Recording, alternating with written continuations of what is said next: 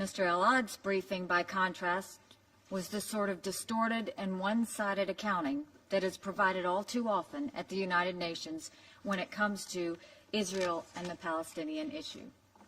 It is why I have so often attempted to bring some diversity to our discussions of the challenges facing the Middle East.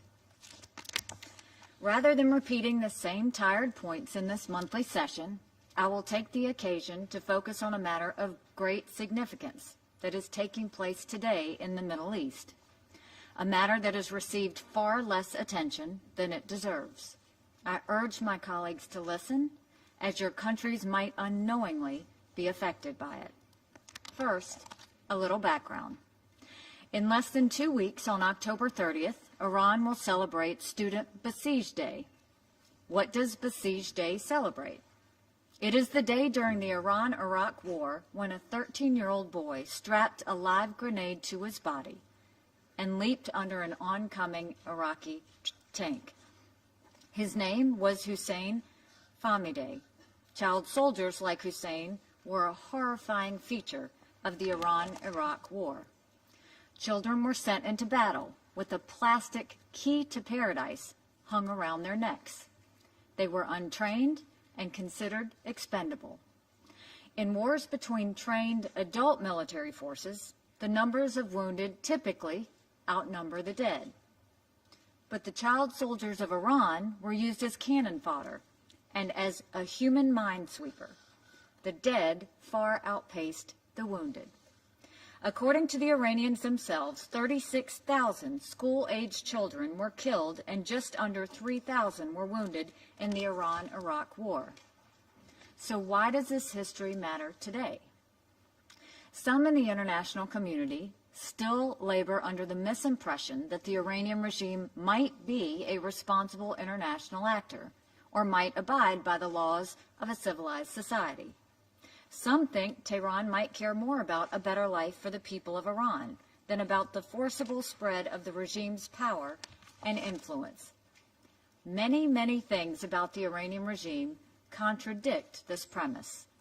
One of the most glaring is the continued use of children to fight and die in Iranian aggression abroad.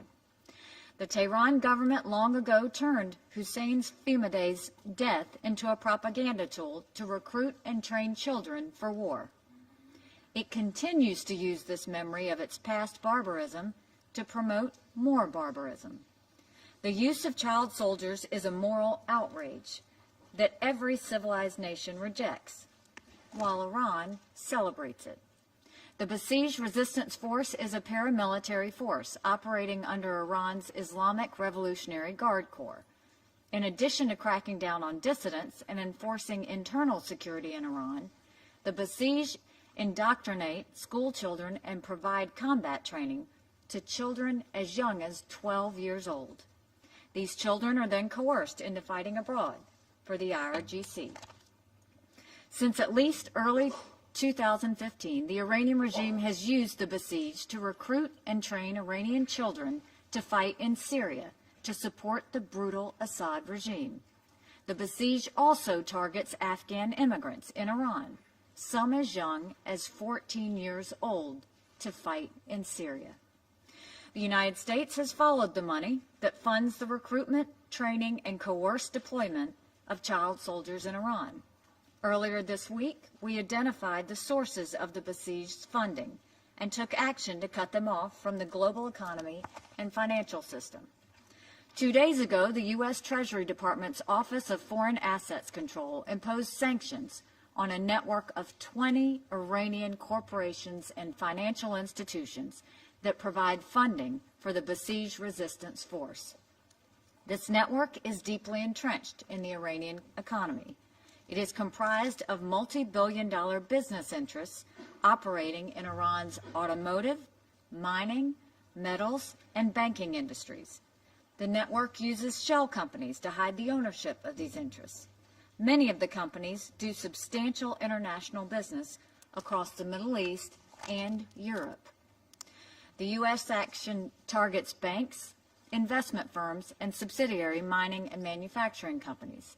It includes the largest tractor manufacturing company in the Middle East and North Africa, It includes Iran's largest steel producer, which funnels millions of dollars each year to the Basij and its financial network. Our Treasury Department has done impressive forensic accounting to uncover the hidden and overlapping networks of businesses and financial institutions that fund the Basij forces' work. For anyone who cares to look, this is a perfect example of what is fueling the outrage of the Iranian people today. Iran's economy is increasingly devoted to funding Iranian repression at home and aggression abroad. In this case, Iranian big business and finance are funding the war crime of using child soldiers. This is crony terrorism.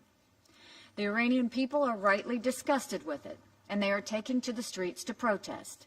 And to add insult to injury, the Basij are using the very money they have stolen from the people to forcibly shut down the protests and arrest the protesters. The designations announced by the U.S. Treasury Department extend beyond property or interests in the United States or in the possession of U.S. persons. Anyone who engages in transactions with these designated entities could themselves be designated, and any foreign financial institution that knowingly engages in transactions with these entities could themselves be subject to U.S. sanctions. The sanctions the United States is leveling against Iran are broad and deep, and for good reason. Any company or individual that does business with this Iranian network is complicit in sending children to die on the battlefields of Syria and elsewhere. The United States will do all we can to reverse the flow of international funds into the coffers of the Iranian regime.